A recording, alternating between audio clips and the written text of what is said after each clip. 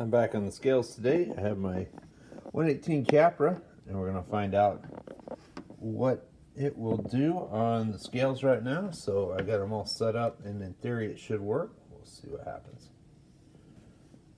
All right. So looks like I've got 64% forward on the nose and 36 on the tail for this one. That does have the battery installed too, and it's a stock battery. I do have heavier batteries which would push the nose forward a little more. That would allow it to climb a little bit better, but it would not do as well on steep descents.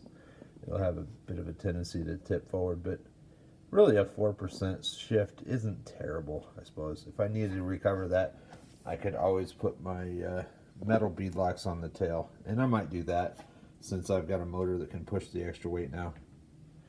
I'm going to get another truck and just kind of weigh them all out tonight and see what happens. Alright, I'm going to try the Capra, and it does have the battery in it, so we'll stick this on there, put those under the 4 tires, and see how it scales out. 61-39, 50-50, 50-50. Another perfectly balanced truck. No wonder this thing's so good. This scale only tells part of the story though. Some of it has to do with how high the center of gravity is, and I don't have a tool that can measure that other than just figure out what angle it tips at when it goes on an incline. I'll throw the 10.3 on and see if it's close to the same. There's my new dog, Emmy. She thinks she needs to go for a walk. She talks to me a lot. For the 10.3, I'm going to use a Power Hobbies 4200 LiPo 3 cell. And this truck actually has 2 valid places that I can put the battery. I've got one right here, and it's going to put it on, obviously, right under the driver's seat. And I also have a second battery location back here. So let's figure out which one gives it the best center of gravity. So I'll first try it with the battery in the front position, and then we'll try it in the rear position. Right now I have the battery in the forward position. Let's find out what it does on the scales. This is also my heaviest truck, so at least I think it is.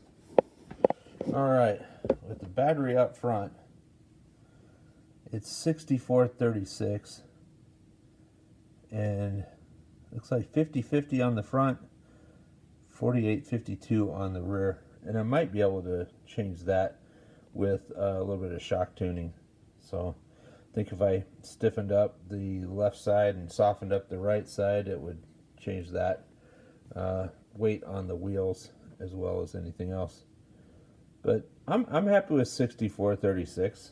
The length of this vehicle helps compensate for the fact that the CG is a little bit farther back. And I don't even know that I need to put the battery in the tail, because I already know it's going to take it. Well, yeah, we do. Let's find out if it doesn't balance it out.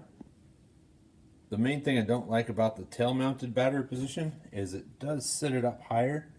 It probably has a center of gravity that's about 1 inch higher than it would be in the front position. Let me throw the body on it. We'll see what the scales say. Alright, the body is back on, and we have 61-39, and it is just a little bit heavy on the left, or I mean the right side. Not a big problem, but I'm kind of surprised that the right left didn't shift as much as I thought it would. Before I had all the weight on the left side with that battery on the left side of the vehicle, but it really didn't change the side-to-side balance. And believe it or not, this is almost perfect 60-40 front to rear weight bias. So I'm not sold that it's a better battery position. My theory on adding weight to the tail is you add just enough to keep it from front flipping on steep downhills. So it was a 4% shift forward, or 3% actually. It didn't change it that much. It was only a 3% shift, but I still think that's in the zone. Anything 6139. I'm surprised that just by natural tuning with no scales to use, I got my trucks basically at 60/40 where I like them and where most people think they should be.